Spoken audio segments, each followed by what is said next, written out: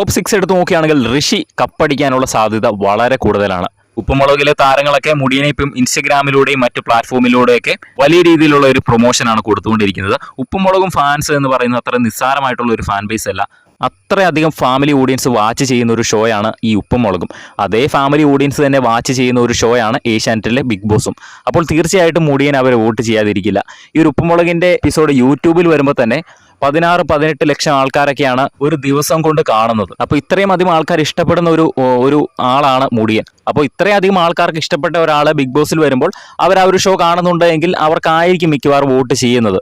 പിന്നെ നമുക്കൊന്നും പറയാൻ പറ്റില്ല, എന്താണ് സംഭവിക്കുന്നതെന്നൊക്കെ കണ്ടു തന്നെ അറിയാം.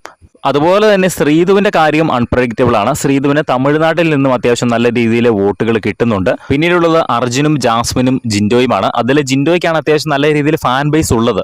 പക്ഷേ യൂട്യൂബ് കമ്മ്യൂണിറ്റി പോളുകളിൽ വോട്ട് ചെയ്യുന്ന എല്ലാവരും തന്നെ ഹോട്ട്സ്റ്റാറിൽ പോയി വോട്ട് ചെയ്യുന്നില്ല എന്നതാണ് സത്യാവസ്ഥ. ഇനിയുള്ളത് അഭിഷേക് ശ്രീകുമാറാണ്. അഭിഷേക് ശ്രീകുമാറിന് ഇവിക്റ്റായ സിജോയുടെയും സായിയുടെയും നന്ദനയുടെയും ഒക്കെ ഫാൻസ് വോട്ട് ചെയ്യാനുള്ള സാധ്യത ഉണ്ട്. എങ്കിൽ പോലും വലിയ രീതിയിലുള്ള ഒരു വോട്ട് കിട്ടാനുള്ള സാധ്യത തീരെ കുറവാണ്.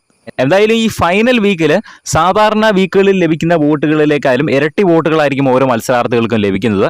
കാരണം ആ ഒരു സീസണിലെ ഫൈനൽ വോട്ടിംഗ് ആണല്ലോ. അതുകൊണ്ട് തന്നെ എല്ലാവരും തന്നെ വോട്ട് ചെയ്യും.